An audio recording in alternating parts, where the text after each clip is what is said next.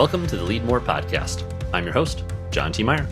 Remember, the Leadmore podcast is the show where we sit down with leaders of today to help extract the lessons and learn from them and help inspire the future leaders of tomorrow. Because I believe the world needs more leaders. And I want you, if you're listening today, you should be the next one. Come on, let's go. In episode 46, we sit down with my friend Aaron Weiche. Aaron is the CEO of Leadferno, a brand new startup. Very exciting. Just launched literally this month. And previously was the CEO of a company called Gather Up. And prior to that, worked in an agency in Minneapolis and has been an entrepreneur for a long time. I've known Aaron for over a decade. And in this episode, we sat down and we talked about this idea of when do you know it's time to make big decisions like selling your company, big decisions like taking the CEO role over from the previous CEO, or should you take investment on your next company? All these types of things. If you're tracking and you listen to the Leadmore podcast often, these topics are on my head right now and certainly on my heart as it's something that I'm going through. And so last week with David about leadership transition, and this week with Aaron, we talked about some of these things, but also why he likes being an entrepreneur and how he involves his family and how he thinks about work-life balance. And Aaron is just a great guy. He's a good guy to follow. He has a podcast where he talks about being an entrepreneur, very open guy and just a really jolly person. So it was fun to sit down, catch up with him. And I think you're going to like this episode 46 with Aaron Weiche. Hey, everybody. Welcome to another episode of the Leadmore podcast. I'm here with my buddy, Aaron Weiche. How are you? Weiche. There you go. Doing well, John. You nailed it. Okay, perfect. Aaron, what's new with you? What's new in your world? I think you've had a lot of change here in 2021. Tell us about what's going on. Yeah, just like everyone else, decide to leave your job during a pandemic and start a brand new company from the ground up, right? Isn't that what everybody's doing? That's what I'm doing. That's what you're doing. Yeah, exactly. See, it's a trend. There's something there about when everything else around you is changing and the world is changing and your family situation, having, kids at home has to, all this stuff is changing. Why not more change, right? It's really not that scary at that point. Yeah. I mean, we definitely don't want to try to unpack the year of 2020 because that would just we can move on. Yeah. For forever. But yeah, I mean, maybe there is something too that there was already just so much fluctuation that throwing one more thing into the fire on that fluctuation just wasn't going to matter. Yeah, totally. Well, let's start at the beginning. I think I first met you, big Omaha, maybe 2010, 2011, pretty early days. Yes. And I know you were living in Minnesota, but you're a Husker originally, right? So I'm not, but both of my parents were born and raised Nebraskans. So okay.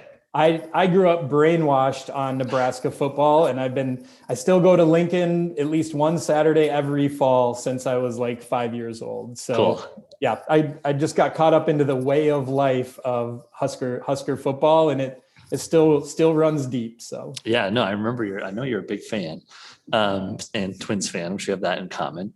Yep. And at that time, you were doing Spider Trap. And Spider Trap, tell folks what that is or what is. Yeah, it was. Exist? Yeah. Okay. They were acquired, so it's no longer Spider Trap. But Spider Trap was a digital marketing agency and build shop. So apps, websites, search campaigns, social campaigns. Being in the Twin Cities, we ended up developing just a lot of relationships with the solid corporates around there. So we were building apps and campaigns and projects for United Health Group and 3M and companies like that. And so, yeah, it was a really great, I probably spent about 5.5, 6 years there. Grew that from when I came on, we were just, maybe 5, 6 people. And by the time I left, I think we were around 45 to 50 people and had really grown the client roster and gone through all the growing pains of a fast-paced growing agency, that's for sure. Yeah.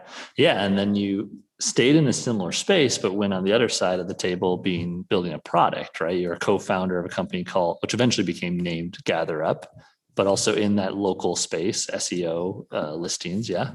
Yep. Yeah. So Gather Up is a product that does customer feedback, online reviews, net promoter score, it's really evolved these days to be, a customer experience platform where you're reaching out, finding out about people's experiences, and then helping use that information to run your business smarter. And especially on the digital side, digital marketing. So how do you boost reviews on Google profiles and Yelp? How do you provide social proof on your websites, things like that? So Cool. yeah, that's roughly where I spent my last 5.5 years prior to leaving at the end of 2020. 5.5 is your sweet spot, huh? That's when it's coming. I don't know if there's anything to the numbers on that.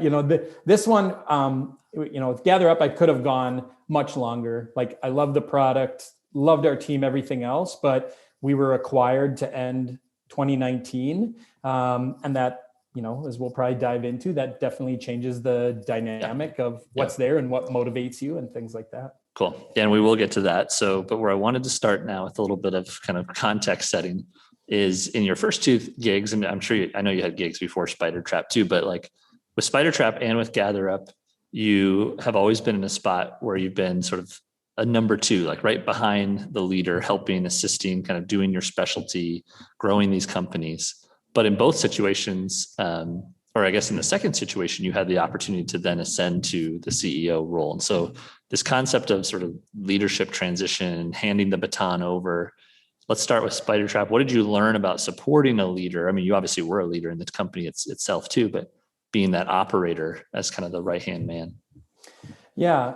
It's so interesting to reflect back on it now, because I was completely unaware at the time, like just how that fit in. But I think in both those situations, and initially, it took the pressure off me in having someone over the top that owned certain other aspects of the business and answered to those things.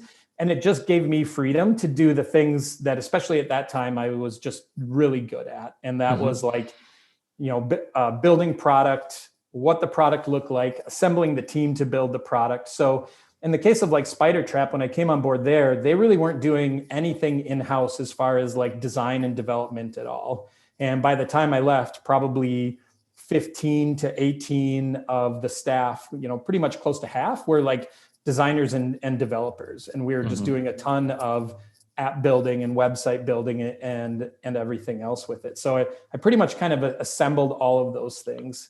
And in terms of a leadership angle, did you just kind of naturally fall into what you do best, or did you have to kind of pick up the spots that maybe that number one leader wasn't good at? No, both times I've been very blessed that I'm almost always been like recruited or approached for like that next role. And so they've already have witnessed like what I'm good at, because I'm very transparent and very active on Twitter for a long time and things like that. So I think they usually would bring me in to be like, all right, I know this person knows their stuff around these things. I see the type of product that they're putting out and what they're building and everything else. And so I want to put that to work in my organization.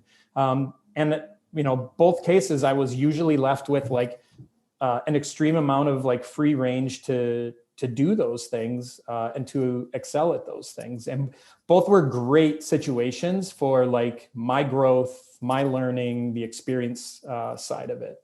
Cool. That's great.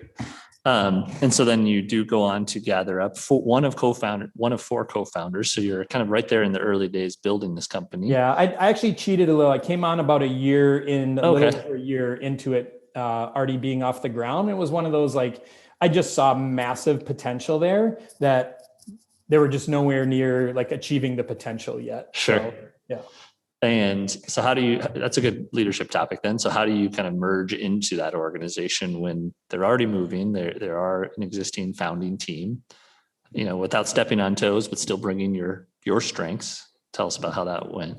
Yeah. So like on one side, on like the process and structure side, I'm coming from a company that has grown and evolved to, 45 people, negotiating bigger contracts, MSAs and SOWs, and building out all kinds of process and procedure. And then I walk back into something that was that last company 5 years ago, right? A handful of people, no process, no procedure, having a hard time sometimes finding a way around, what turns to take and directions to pick. So you're like, I know how to do this. Yes, exactly. And it was just like fresh in my mind. Like, these are all the same things that I just started solving 5 years ago, and now I get to repeat them. And in a different way, right? I would say one of the largest differences between agency and a SaaS product is human capital, right? Sure. In an agency, you're selling people in hours. And so you put a lot of time into recruiting, keeping people happy, culture, all of those kind of things. And when you get into a SaaS company, that's just a little bit less, Sure. and not as intense. It's about what features and roadmap and yes. Sure. Yeah. So it quieted down some areas, and it allowed me, instead of like spending a bunch of time of recruiting and culture and all those other things, like allowed me to strictly focus on customers and product and all those pieces. And I think those are areas, even though I'm good at recruiting and bringing people on and whatever else, like I'm even better at getting in and like understanding a product, marketing the product, selling the product, evangelizing the product. Sure. So let's get into one of the things I wanted to definitely have you on the show to talk about was your sort of ascent to becoming the CEO of GatherUp. And then of course we'll talk about what happened next. But so Don Campbell is the CEO. Yep. I think both sides of the story are interesting, as the person stepping into the role and as the person sort of handing that baton. So talk us, how did what forced him or caused him to realize it's time, I'm not the person for this job anymore, or talk us through those conversations. Yeah. And I don't know if I'd be able to like answer all of those details extremely well. I think Don just probably like saw and had a feeling that I just might be a better fit based on the things I had implemented and brought to the table. Also, when you just think about like, right, he was the main founder in bootstrapping it and everything else. And like the toll that it takes on you when you do that, things can be pretty massive. So I think he hit a point too, where he just had some amount of disconnection, probably some burnout, but obviously still wanted to see things succeed. I can't imagine. I mean, it's one thing I've always talked about when talking about this, the willingness and his ability to step aside and do that. Like, I don't know if I'd be able to do it. Right. And so that's something, and maybe that, that's a sign of a great leader in another way, is like knowing possibly when to pass off a baton or direct some power in a different direction to what was there. And I just think it became, I'm hoping it was just very aware that the things we were doing in the direction we were going and things like that were just extremely intuitive to me. Not only did I have the experience, but like, I just really started to understand what like the DNA of GatherUp was and how it could apply to features and how we wanted to help customers and the brand and like all of those different pieces. So yeah, it kind of came to a culmination. Don and I were in San Francisco and having dinner. And I just remember at the table him saying like, I want you to take over as being the CEO, and let's talk about what that timing and what it looks like. So. And that's, I think, what I want to ask you, because I think the show, the idea that the world needs more leaders. And one thing I've found is that, some people personalities are very willing to raise their hand and say, I want it. And others maybe are the right person for it, but don't raise their hand. And so was that a natural, were you the obvious choice, or did you do something that made Don say like, I think you're the person, or did you say, I want it, or how did that go on your side of the table? I don't think I raised my hand. I think my hands are just always up. I'm just like in motion doing, I'm perfectly comfortable with, owning decisions, owning objectives, things like that. So I think it was one of those where like the proof was in all the work that had been done in the couple of years prior to that it just felt really natural to the pieces that were there. And I know a couple others within the company had also like, when Don went to them, also, supported it and felt like that was the right decision and a great decision with it. So you weren't coming from the outside. So I'm sure you already had at least respect and camaraderie with the team. That part was a little bit different. You didn't have to win them over. Yeah. Hopefully by then I had won them over. Yeah. So you take over this company and then you lead it through what ultimately became another huge move, which was an acquisition, as you said, in late 2019. And was that, I know you said that you could have stayed there for a while, but how did you know as a leadership team that was the time to, pull the trigger on that move? Yeah. So kind of backdate things, I was probably only in my position about a year and a half as CEO when the conversation with the company that acquired us came to be an offer. We had entertained a couple of offers before that, which was great because it allowed us to build some framework on making a decision, like Yeah. how, especially the four of us that had, double digits in equity, how would we approach that decision? What would we each need to like check the box and say yes? Yeah. So we had these trial runs and offers that were quite frankly pretty easy to say no to, even though it was like fun and exciting to get an offer. But at the end, Sure. you're like, all right, this doesn't check the box for any of us, or only one out of four of us, so it's not happening. Yep. So yeah, when that came about, things definitely, got moving fast. I want to say it was about 120 days from like letter of intent to close, and going through all those pieces and elements to it. And during that time, I did a quick assessment. Two of the main founders knew that they were going to roll off as soon as the acquisition went through. And two of us we wanted to see what's it going to be like on the other side. Yeah. I wanted to ensure stability for the team because we, roughly had a team of about 20 at that point. And I also looked at it like we were being acquired by a private equity firm that had developed a MarTech software group. So we were product number 6, I think, into their portfolio at the time. So I was like, okay, I get to see how a bunch of other software products are operated. That's of interest to me because I would love to have, either verification or learn what I'm doing wrong by seeing inside of a bunch of others.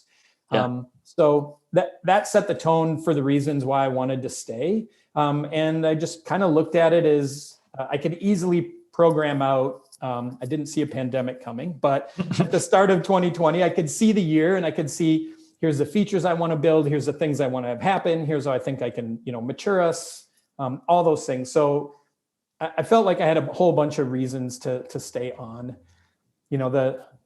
Who knows? I definitely think the pandemic affected it somewhat because it definitely caused a few months of like, circle the wagons. Are we going to survive? Is anyone going to survive, company wise? And what does this look like and everything else?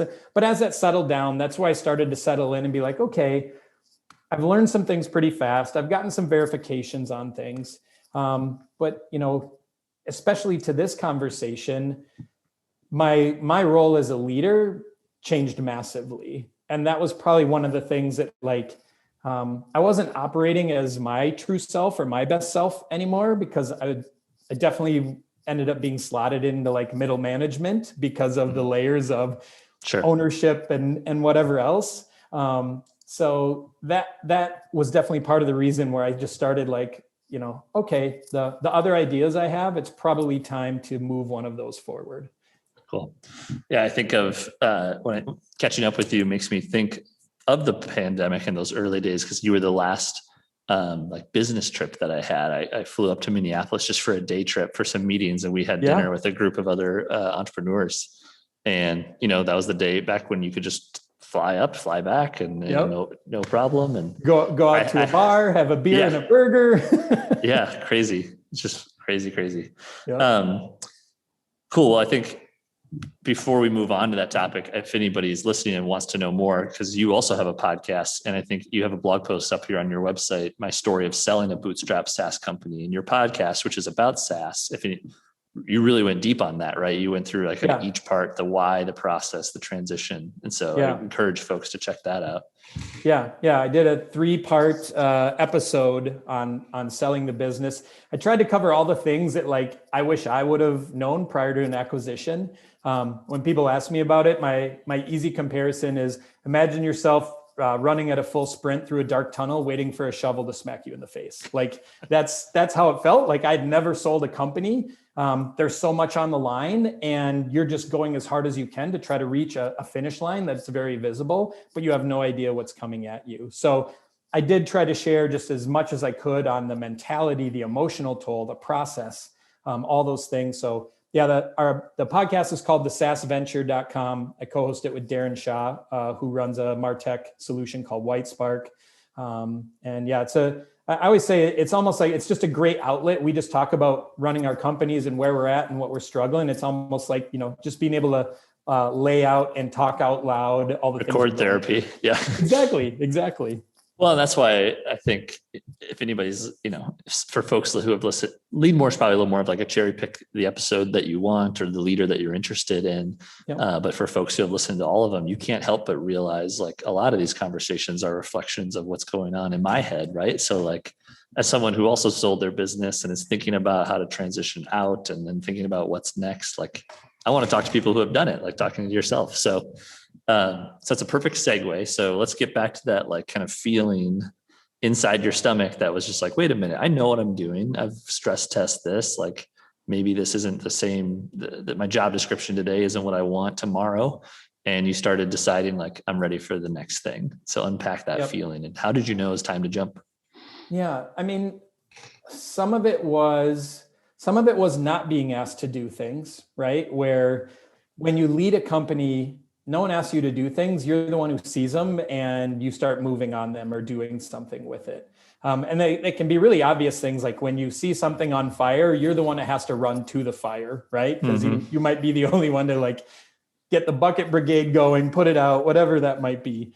So that was one area where like I would see these fires in other things or related to things. And I knew like I couldn't go there, right? I couldn't be part of, I'd bring it up and they'd be like, yep, okay, that's nice. Go back to like where you're at and in your area. And then just not being asked when there's like, working on some bigger things or thought leadership and things like that, and not being invited to that table. Sure. And that did change a little bit. Like there was some between my boss, who was the CEO, there was some back and forth in our one-on-ones where like I eventually got that seat at the table. And that was great, but it still felt like kind of a, like, I don't know, the short seat at the table or like whatever else, like how it was positioned. I felt super undervalued. And as any of us know, like that's not a great feeling. Then you start just, feeling that you're not as engaged and not as plugged in. So those are probably the two biggest things that started eating away at me, is like, I wasn't being asked to lead. And I wasn't, I wasn't really having the opportunities to like find where I could lead and how I could best apply things. Yeah. The paths maybe seemed like more closed doors than open ones. It sounds like. Yep. And then it's also conflicting as a leader. Like, when we operate a Gather Up, if I had to write down like, here's our 10 most important things that we're trying to accomplish, money was third, fourth, fifth, right? And it was really more about people's security and careers and a bunch of other things.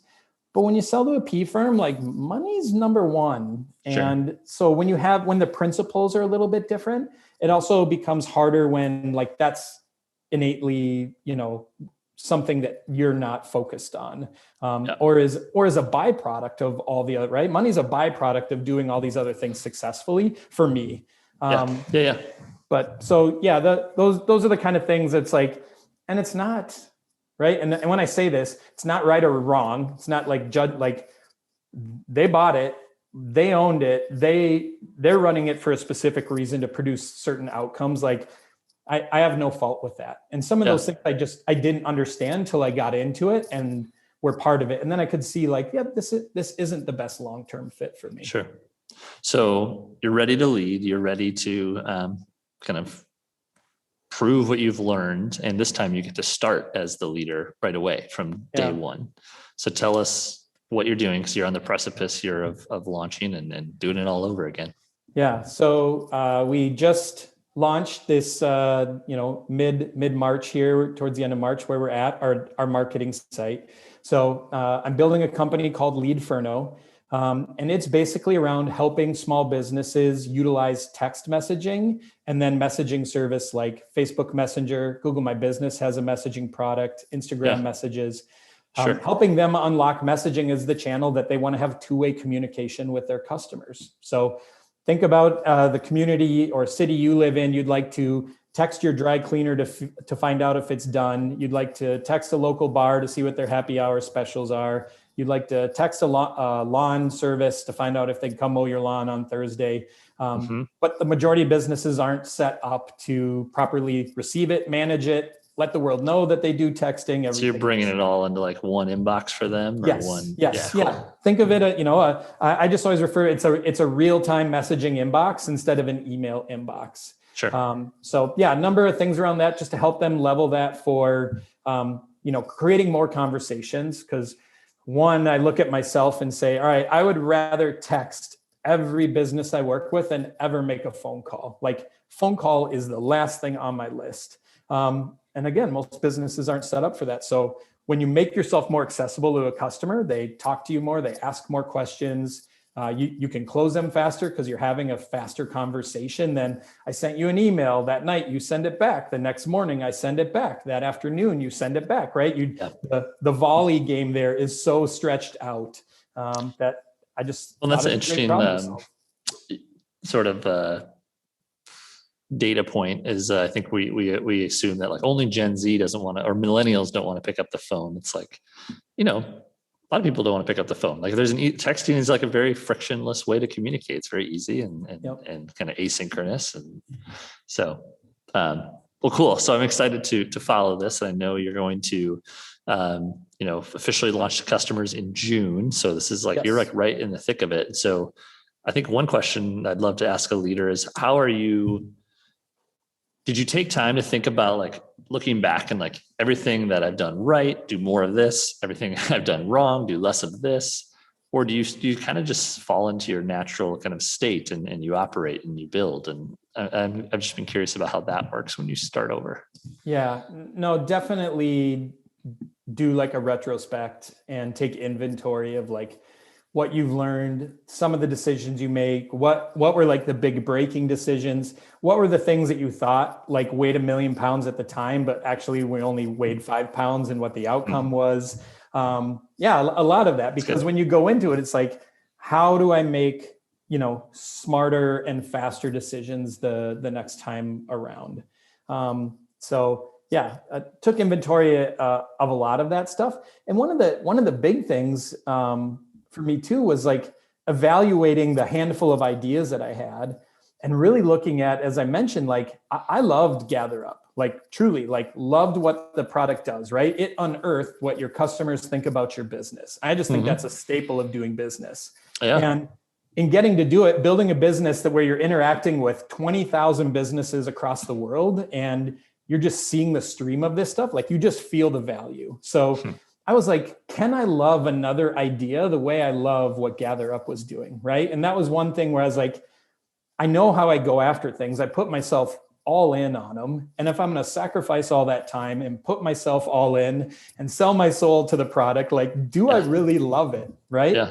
And it really ended up being the thing that like kickstarted. Is last summer we were up at the cabin, and I started kicking around maybe getting a new boat and whatever else.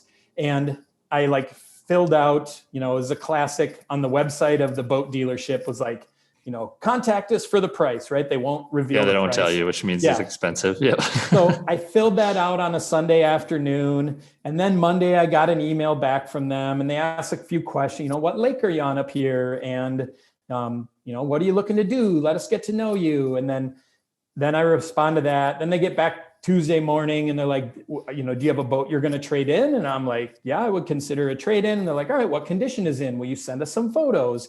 Did all that. Just basically, like a week. Yeah. Like Wednesday night, Thursday morning is when I got my price quote, right? And I was like, this conversation would have taken 15 minutes over texting and it took 4 days over email. And that was where like I like felt it and I was like, I want to solve this. I want to solve this like over and over again. So that answered the like, could I love something? Could I feel it? And now that I've been part of like building it and I get when we're setting up pilot customers and I'm watching them use it and I watch them like close their first deals over text, or even lose deals over text, I realize like, oh, this is so valuable. Like I'm right where I need to be, which is really great. So how would you articulate? I think a lot of folks who listen to Leadmore are considering making that jump, maybe either that they're in an organization going out on their own or finding ways to innovate within their organization. How would you articulate that as like a piece of advice? Like, how do you know when you feel, I got to solve this problem like every day? Yeah, I think the first thing, which is probably the hardest, is having self-awareness to know, are you a good judge of what your internal temp is on those things compared to outside opinion? Okay. And I lay this out as one thing I've learned in my career is I have a good gut for things. I don't need a lot of outside opinion. And a lot of times I've seen things much earlier than when other people are willing to adapt to them. So it makes me comfortable in those situations because I can see what the long-term game is with it. So I think you need to know that about yourself, like, and you can't lie to yourself. Like, am I really a good judge of like up and coming things or what has its place or delivering something better than someone else if I'm going to enter a crowded market? Yeah. And if you're not, then you need a little bit more like jury out there, and you need to share, and you need to get some feedback and opinion, and you need to wade through that. So that to me would be like the place I start, is like, understand for yourself, like, am I good at selecting these things, or am I just romantic about it? And whatever it is, I'll talk myself into it. Right. Yeah. I think that's probably exactly where I'm at, deciding which one of those it is. Another thing that I admire about you is that, like, you're getting back on the horse again, despite, it's easy, I think, for entrepreneurs to start when the stakes are low, when you're 20 something and single and worst case scenario, you just go get a job but you have 4 kids, you're married, and you have a pretty wide range. You have high school kids and you got a little guy who's maybe what, 4? 4. Yeah. You nailed it. So yeah, what was that conversation like with your wife when you're like, hey, I want to do this all over again? Yeah. So let's break down a couple of easy things to look at. One, I'm not the CEO at my own house. My wife is, and rightfully so. She's a natural born leader and she's amazing. And I think a lot of the good things, like she pushed me hard in this direction, which was great, because I thought, because of things like, security and providing and all those other things, where I would get some pushback. But she's been married to an entrepreneur for coming, close to 20 years now. She understands the way I think, and she's seen me succeed over and over again. And even, right, we're always hardest on ourselves and willing to strip away our own accomplishments and whatever else. And she was just like, I was like, oh, do I want to waste, the money, the time, the resources, all these things, right? And she's like, I'd rather invest in you all day long than invest in anything else in the stock market or anything else our way, right? And I was just like, okay, that makes a lot of sense. And I love you. Like, we had a lot of conversations, and I was just always on the fence, and she was just always pushing me to the other side of the fence. So that said, those things are really hard, John, because when you look at it, there's certain things like, okay, the money I'm putting into this business to get it off the ground, that could send a couple of my kids to college, right? Sure. So you realize when you start turning into tangible things, like this really matters. But then you start going through the things like, I can hang on to that and pay for their colleges, but how happy am I going to be at my job? How engaged is that going to make me in other aspects of life? What's that going to show my kids as far as chasing your dreams and getting after? So there's a lot to it, but I can say I'm so blessed that my wife, Marcy, like, gets me and is willing to like push me and champion me and just be part of like the crazy ride every time I come to her. And I'm like, guess what? We're starting from the bottom again, and she's just like, all right, cool. I know you'll get to where you want to go. Let's go. So that's awesome. I think that's the last one I want to ask you, and then we'll do a little rapid fire, is because I've known you for almost a decade now, probably a decade. Yeah. And we're getting a little bit older, John. It's starting to come in right on the side. Oh yeah. And so I guess, like, I've followed you on Instagram and social media. I know that you're a very engaged, active dad. And so by being a leader in your professional life, what have you taught your kids or said to your kids about leadership, about chasing your dreams, about, doing the hard things? Oh boy. And I still don't know if I find the right ways to like translate some of these things to them. Right. I openly talk about work and business and the things that it like affords me and gives me in life, try to teach them those lessons. one thing that really stood out that was such a cool thing. So my team at Gather Up basically threw me like a surprise going away party, right? They organized it with my wife. They had food delivered to our house. My wife came walking out with my laptop open, and here's 20, 25 people on a Zoom call, right?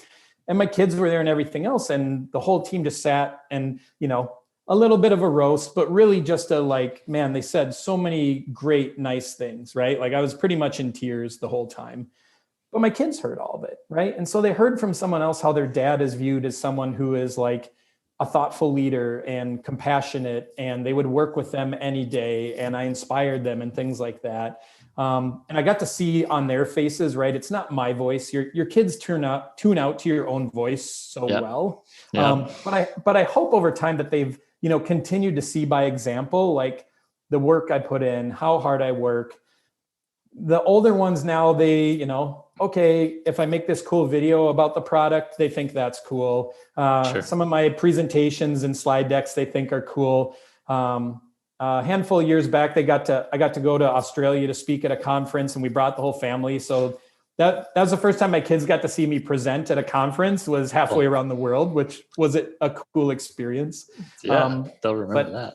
Yeah, I don't know if there's big things. I'm just hoping it's all the little things in how conversations are treated, how they see other people treat me, the effort that I put into things. I hope that's resonating with them. If not, I'd need to do a better job. I don't know.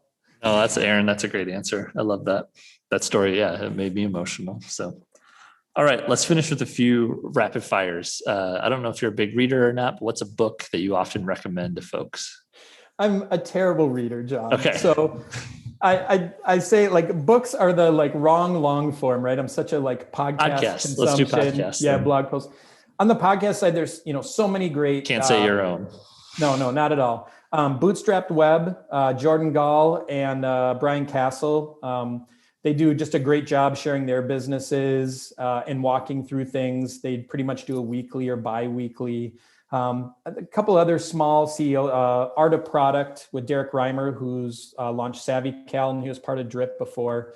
I tend to seek out podcasts that are really super practical, that I can apply to, that's at my stage, or that's a couple steps ahead, or whatever else. And then when I want to be distracted, Aaron Gleeman and John Bonus's podcast, and catch up on everything with the twins. You bet. I know you're a big sports guy. How have you unplugged or de-stressed the last year during this pandemic? You got 4 kids too. So when you need a break, what do you do? So again, I have to thank my wife for this. Last probably like late April, May, she was like, you got to get out of the house. You're not going to the gym because of COVID. You're at a desk, you're at a computer, the Zoom meetings have like quadrupled. And she started just, get out and walk. And I started going on long walks. If you pay attention to my Twitter feed at all, I will share photos because I live rurally and I live on the edge of rural. So my long walks are down country roads and past farms and little lakes and things like that. So 5 to 7 mile walks, like six days a week. I did all last year. I did like 1,600 miles of walking. Whoa. Yeah. And it was great. Like sometimes, yes, I would be stuck on Slack and working for like all 5 miles or 6 miles of the walk. But so many times I was just able to unplug and like have free space to think. So that was absolutely, one of my biggest. And then the second one I've done is watching the twin, like knowing there's a Twins game almost every night is just, it's wonderful. I can watch baseball and sit and be working on my laptop, and it's bliss. I love it. So. All right. We kind of touched on this a little bit, but you can maybe go more practical since you're a parent, and I think parents are leaders. What's a piece of parenting advice you would give to someone listening? Yeah, patience, right? Like just patience. That's probably been the hardest part for me, especially as your kids get older, right? It's hard to have patience with and realize all the things that they're going through, and even scenarios, right? I don't know what it's like to grow up in a pandemic when you're cut off from school and sports and friends, and just being concerned for the grandparents' health, things like that, right? So anyway, that's one thing I try to exercise all the time, is like figure out how to make them feel like loved and heard without expectations being so high, because That's good. I'm wired to be expectant. That's a lot of times part of being a leader, but yeah, I try to ground myself in having as much patience as possible. That's good. I don't know how they grade me. If you brought them on here, I might get an F on that, but it's an area I where haven't done that yet. We should bring the kids on. That'd be great. Oh my gosh. I would get roasted so hard, John. We asked this question when we hire at Lemonly. What do you think your superpower is? The one thing you do best? Yeah. Being intentional, breaking down a decision and deciding where to go with it and having like the reasons why. I'm not a whimsical decision maker. I'm not a flip a coin. I'm such a, when you get back to like books are too long form. I rather consume 60 sources than one source. Sure. So I'm full of opinions, but they often come with just a lot of other opinion, data, whatever else backing them. So I've arrived, and I think it's part of what helped me in my position, especially with Gather Up, is I got in and was able to make intentional decisions right away. And the team quickly started to see why those decisions were being made, and it allowed them to buy in, and it allowed us to accelerate in kind of a new way, because there was so much more intention instead of just making moves. It was like these moves for a specific reason. Kind of reinforces the next decision too then. And then lastly, I love to learn, who are the leaders that have inspired you, whether you know them or study them? Yeah, boy, I feel like this would just be a massively long list. At every like stage or step in my career, I can easily look and be like, man, that person gave me so much or mentored me so much.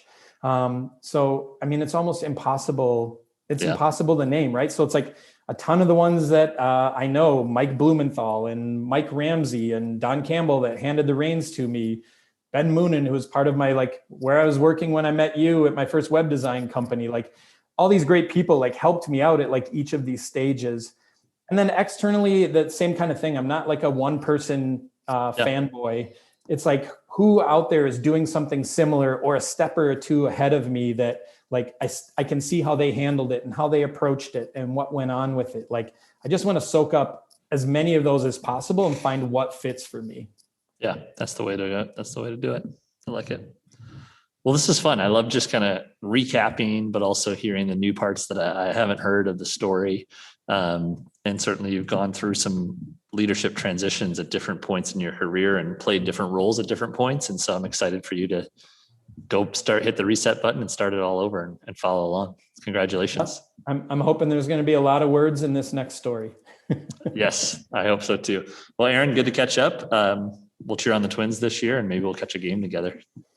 It would be most awesome if it wasn't a Zoom meeting the next time we talk. If it was you and I sitting in Target Field, that would be fantastic, John. Perfect. All right. You be well. See ya. You as well.